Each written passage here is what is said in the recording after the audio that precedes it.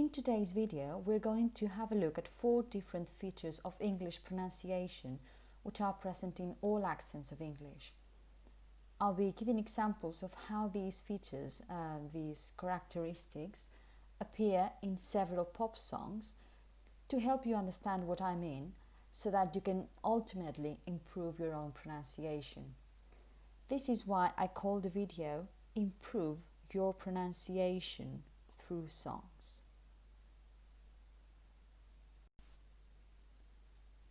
As you will see, I'm going to be giving you lots of links and QR codes throughout the video. For immediate access, my advice is for you to scan the code with another device, with a mobile phone or with a tablet, as you watch the video at the same time.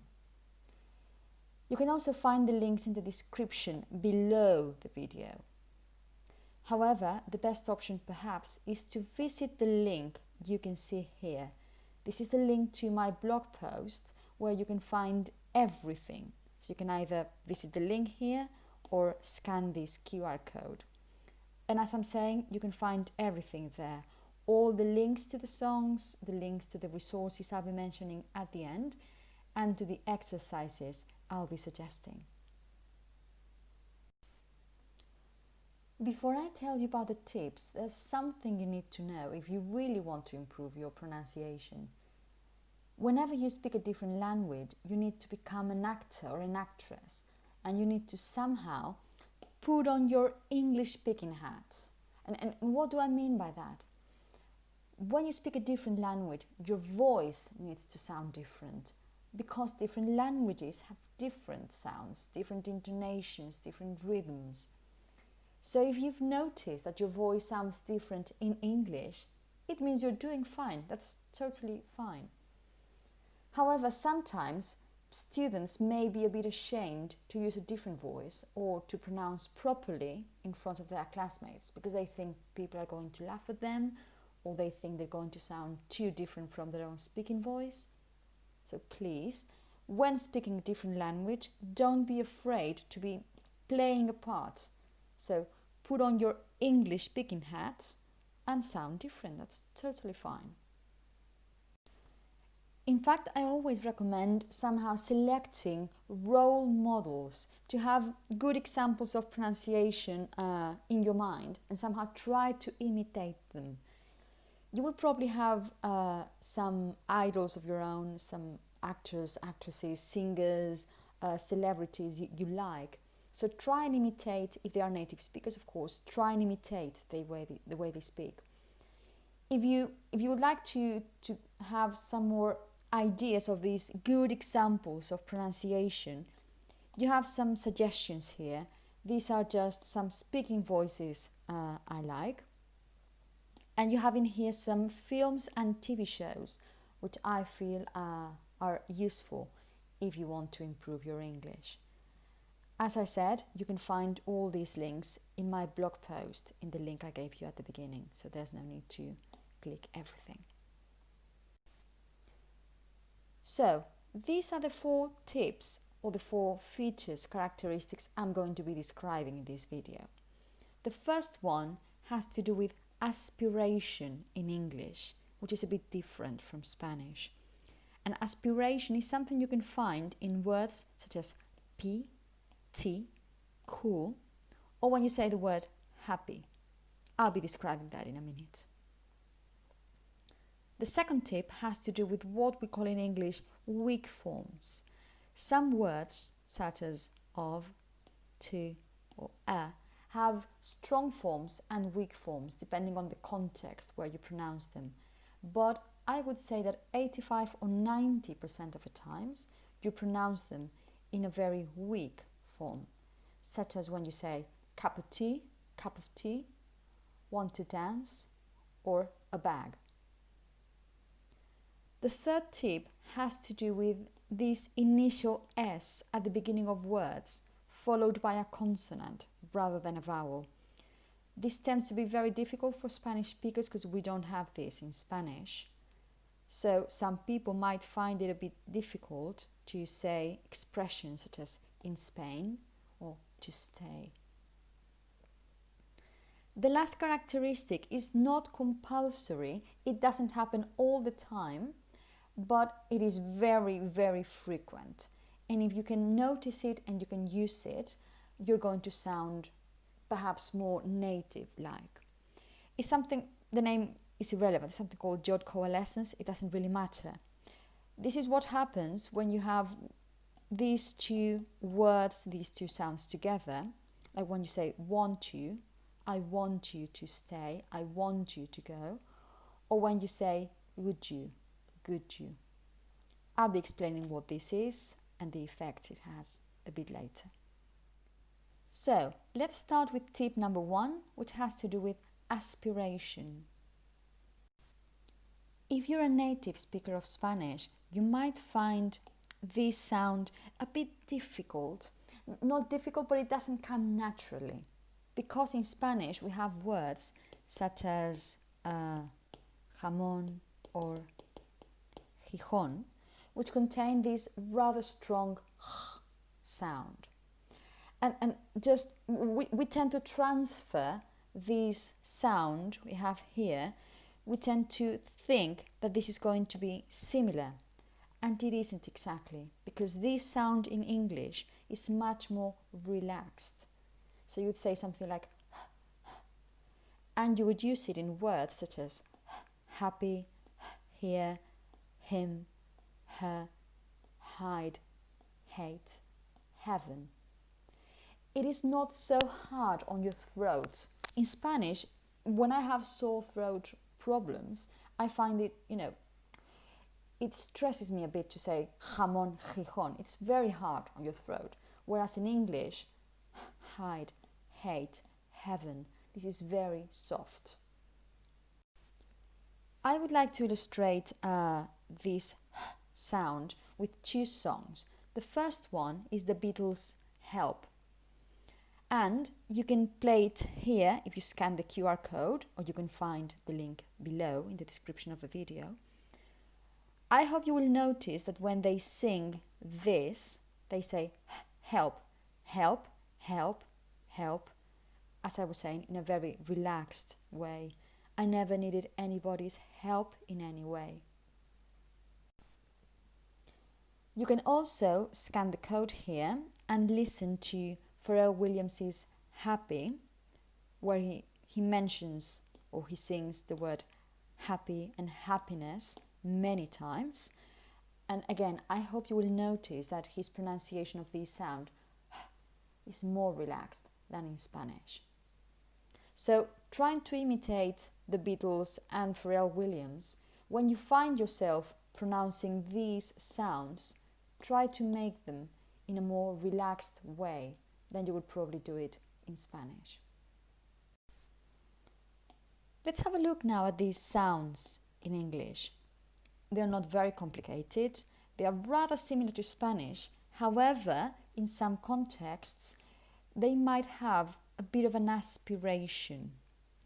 Typically, when you have just one syllable words, such as p, t, or ku, typically these sounds are going to have a bit of an aspiration. Let me give you an example. When you say the word pan in Spanish, if you say voy a comprar pan, it doesn't sound the same as when you use this word in English. If you want to fry food, if you want to fry potatoes, you need a frying pan. It's not a pan, but a pan. Okay? So this is exactly the same as when you talk about a P. Okay? You have this aspiration when you have these sounds at the beginning of stressed syllables. It doesn't have to be just one syllable words, but it has to be the beginning of stressed syllables. And as I say, it happens with these 3 sounds, such as P, T, or Q. Can you notice the difference? In Spanish we say tijera, but in English say T. If you wanted to imitate an American or a British speaker speaking Spanish, many times you would say pan, pásame el pan, or Donde está la tijera? And we tend to imitate them when they try to speak Spanish with these aspirations, because this is what you actually find in English. Okay? So it's a P, T, Q. When you have these sounds at the beginning of stressed syllables. If you want to notice how you pronounce these sounds in isolation or in very simple words, you can watch this very short video, this very short BBC video called Alpha Blocks, which is intended for very young children learning to read and write. But you have words such as this one, top, and you can hear actually how they pronounce in isolation these t, p, k sounds. It's very short. These are some more examples that you can practice if you want to. You can find a pie, a pen, tea, cat, true, cry, price, play, twin, a close. And again, I'm going to give you some examples of songs where you can see this aspiration being present. For example, Sia's very famous song, Chandelier, starts saying this: party, party girls, don't get hurt, can't feel anything, when will I learn? I push it down, I push it down. You can listen to Sia singing it here. Another song by Sia here, where you can find that she says, I am titanium, titanium. Again, you can scan the code here or find the link below. And one more song by the Beatles called Penny Lane, where you can find p, t, k aspirations, like when Paul McCartney sings Penny Lane, his pocket is a portrait of a queen. He likes to keep his fire engine clean. It's a clean machine. And also the sound. He likes to keep his fire engine clean. Try and pay attention to the way Paul sings these sounds here. You can try and pronounce these sentences, these example sentences, to practice this aspiration I was talking about. Try and concentrate on the way you pronounce cook, putting. The cook is putting a pie on the kitchen table. Tim couldn't turn on his computer on Tuesday. Or tell Kate the price of a train and plane tickets. My second tip has to do with what we call the weak forms of grammatical words. Okay, in English, there are some words such as nouns, verbs, adjectives, and adverbs which give you information.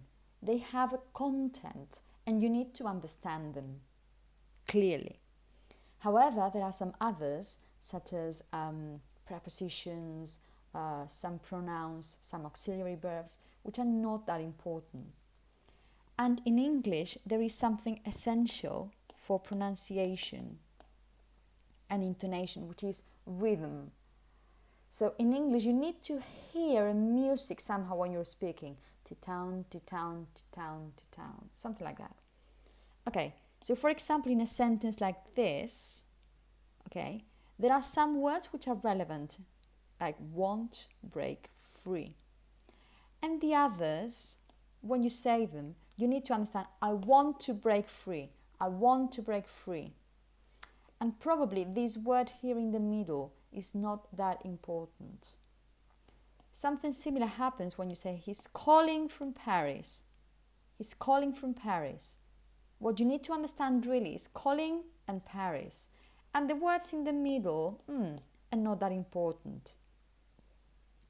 Something similar would happen when you say, I've bought a pair of jeans. I've bought a pair of jeans.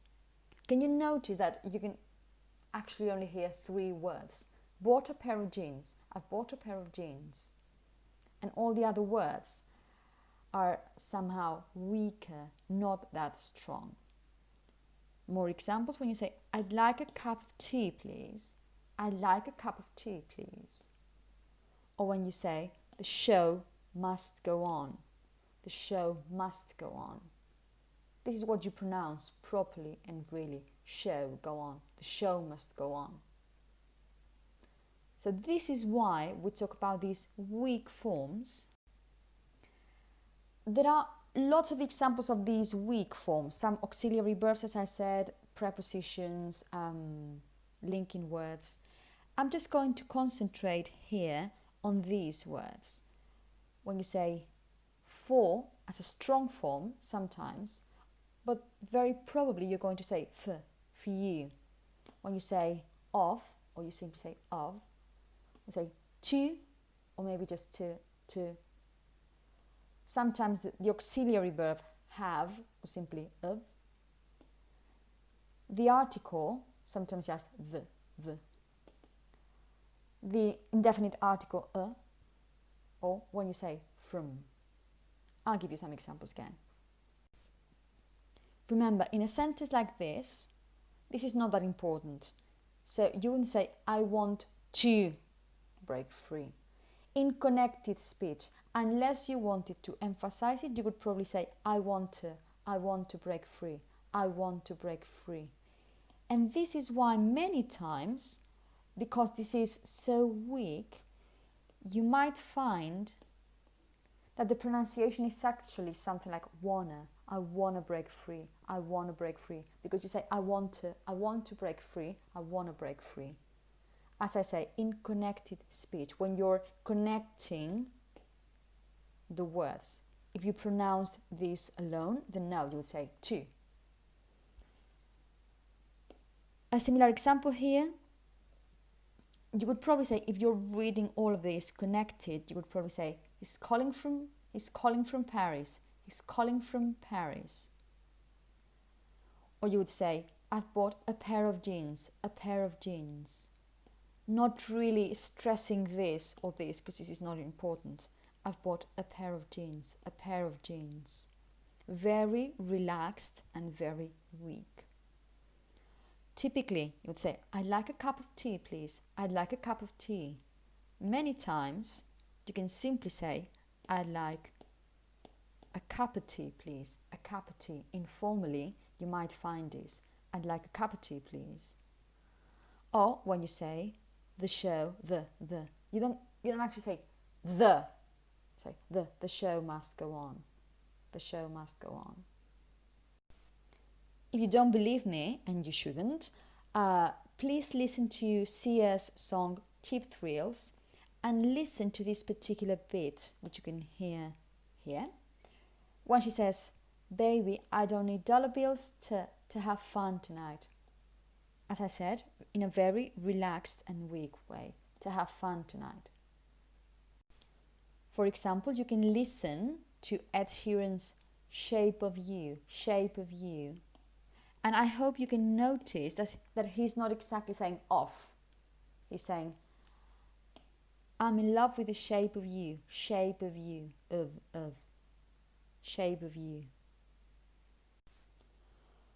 Or for example, the verb have, when it is not giving information, when it doesn't mean have got or possess, but it is just an auxiliary verb, especially in perfect modal verbs.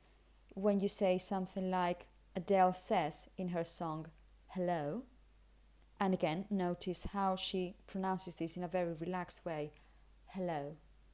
So she says, I must have called. She doesn't actually say must have called, like 3 words. No, it's just all together, it's just one hit. I must have called 1,000 times. You can find exactly the same in Adele's song, again, Rolling in the Deep, with another perfect modal verb when she says, we could have had it all. We could have had it all. You can listen to it here. You can try and pronounce these sentences here. saying something like, it's for me, or it takes a lot of time, or would you like a cup of coffee? Or are you going to the park, to the park? Or this is the best band ever. Let's move on now to the third tip, which is the trouble Spanish speakers especially might have when you have an initial S, a S sound at the beginning of a word, typically followed by a consonant. If there is a vowel after it, there is no problem there. In Spanish, we don't tend to have an S sound at the beginning and then a consonant. So we find it a bit strange to pronounce words in isolation such as spring, street, square, spell, stand, start, stranger, stress, sleep, school, or stop. Unfortunately, many times because we don't have that sound, we tend to say something like a spring. No. Try to avoid using any or creating any vowels before that sound. No. It's spring, street, square. So try and practice that. The problem is even worse with the name of our own country, because it contains that sound in English. Okay? So you should say Spain. Let me give you a tip to pronounce this properly, especially if those words come after another word. I tend to say that you can think of this in two ways. You can imagine that you're splitting the word in a different way. Instead of saying in Spain, imagine you put this sound at the end of a previous word and then you start a new word. So you would say in Spain, in Spain. That way there is no room for this vowel, which doesn't exist, to appear here. So you could say I live in Spain. Or you could say, imagine, in German you have very long words. So imagine, instead of English, this is German, and you have a very long word. And say it all together and say, I live in Spain. I live in Spain. You could say, for example, that you feel more confident talking or speaking in Spanish or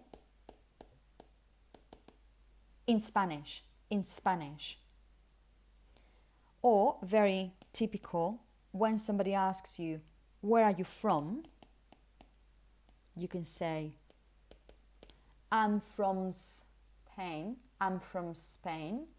Or you could say, I'm from Spain. I'm just trying to avoid, these are just probably silly examples, but I'm just trying to prevent you from using this vowel which does not exist. So you can try and practice with these examples here. You could say that you are from Spain, or that you live in Spain, or that you want to speak in Spanish, or it happened in spring, in the street, that you want to stay, that something is going to start, that you're going to school, that she can't spell, or I can't stand, or I don't like being with strangers. You can find a very nice example of this particular pronunciation of this sound here in Ariana Grande and Justin Bieber's song Stuck With You. And the lyrics contain lots of examples of these kinds of words. So, stick around, to stick around, one strike, still laying, I'm staying, I'm stuck with you, stuck with you, stuck with you. So if you want to practice, this is a very good song actually that you can listen to here. And the video contains the lyrics as well. And a really nice song to notice this as well is Queen's The Show Must Go On. When Freddie sings, inside my heart is breaking, my makeup may be flaking, but my smile still stays on. Connecting all of these words, which is just excellent. My smile still stays on. Finally, you can find another example with Elton John's song, I'm Still Standing. And you have these two examples here. Don't you know, I'm still standing. I'm still standing here. The last feature, the last characteristic I'm going to tell you about is something called coalescence. The name doesn't really matter, it's irrelevant. This is what happens most of the times for most speakers when they connect words such as want you. They don't say want you, so separate. They tend to say want you, or when they say good you, no, they tend to say good you, something like that. As I say, this is not obligatory, this is not compulsory, but it happens very frequently. When you have the last sound of a word is a t sound, and then the following one is the sound you have at the beginning of a word you, or year, for example. But I'm going to give you all examples with the word you. So what happens is that the sound you get, instead of saying I'll get you, sometimes or many times you hear ch, like the Spanish ch sound. Okay, so instead of saying I'll get you, you will probably hear I'll get you a cup of coffee, I'll get you this, I'll get you a car. Okay, this is what you find when you say I want you to stay, I want you to stay, or I hate you, this sound here, I hate you. When you ask this question tag, didn't you, or don't you know, don't you agree, don't you think. Okay, so this is, as I say, this is the same sound as we say in Spanish when we say cha-cha-cha, for example. Ch-ch. That's that sound. Another possibility is when the last sound in a word is a d sound, and then you have this sound here, like, as I said, like when you say you or year. What you get is not exactly ch, but rather j. The same sound you make when you say John or George. Okay?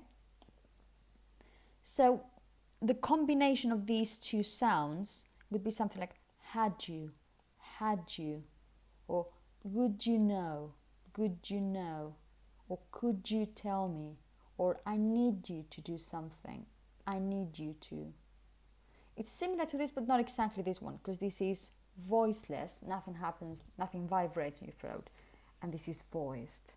As I say, this is what you get in English when you say, for example, tin, or when you say in English, when you say John or George or bridge.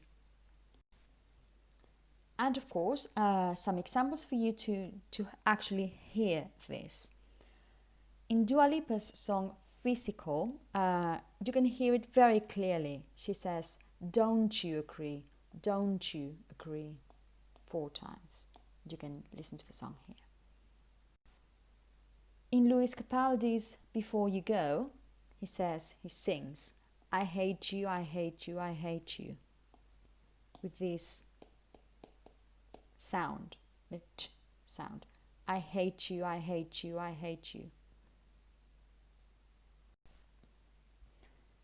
A very catchy song, a 90s song, but very catchy, I have to tell you. if you listen to it without the lyrics, it might be a bit tricky for you to know that they're actually saying, want you back for good, want you. Because this is what they're saying, want you back, want you back.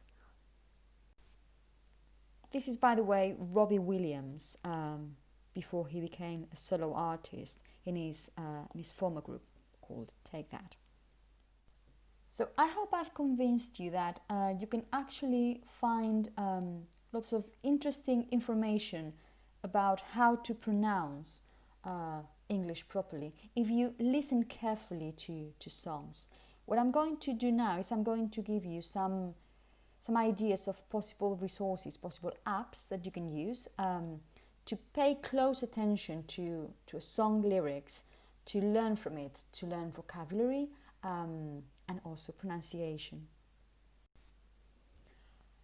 Whenever you think about pronunciation, if you want to know how to actually pronounce a word, please go to the Cambridge Dictionary. This is excellent, and this is what's going to tell you, and you'll be able to listen to it, how you have to pronounce a word in British English and in American English as well. However, sometimes there are some words which do not appear in a dictionary, typically place names, people's names, brand names. So for all of these things, you can go to any of these websites. What you can find in Forvo is actual people, real native speakers of English, pronouncing those words for you. And if you go to Youglish, you have to type in the search box, you type the word you want to hear, and it will take you to YouTube videos, and exactly at the same point in the video where people pronounce this word for you. So all these three are excellent resources for you to know how to pronounce words or names properly. If you want to keep using songs, there are two apps that I really like. The first one's called Musicsmatch. It's a database of song lyrics. You can go to the website here. It works both on Android and Apple devices. However, it has different functionalities. For Android devices, for example, and this is what you can see on the screen now, it has the option of going to YouTube, and then Musicsmatch, if it is activated, recognizes the song, most of the time, 90% of the times anyway, and it will, if you activate the option floating lyrics, you'll be able to see the lyrics at the same time as it is playing in the song, as if it was a karaoke show. Something similar happens with Apple devices, but you need to either have the song on your device already, or you need to connect it if you are a user of Spotify or Apple Music. But again, what you could do, you would start playing the song and you will have the lyrics, you can read the lyrics and you can sing along to it if you want to. Finally, the second app I wanted to recommend is called SoundHound. You probably know about Shazam. This is an app which recognizes a song playing in the background. So SoundHound does that as well.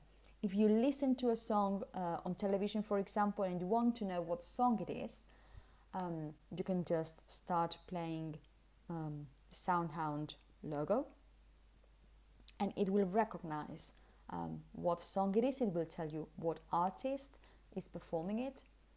It will also give you the lyrics, as you can see on the screen, and it will play at the same time as the song, so it is very good. But it has another functionality that Shazam doesn't have, and it is that you can sing along, you can hum to SoundHound. Imagine you have a song on your head and you don't remember the lyrics so you don't know what it says actually. So you can sing to SoundHound.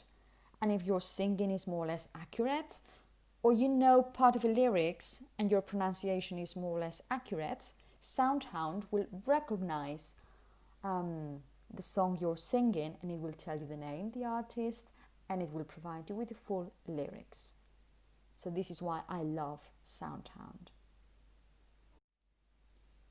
So this is a summary of the 4 features of pronunciation, the 4 characteristics we've been discussing in this video.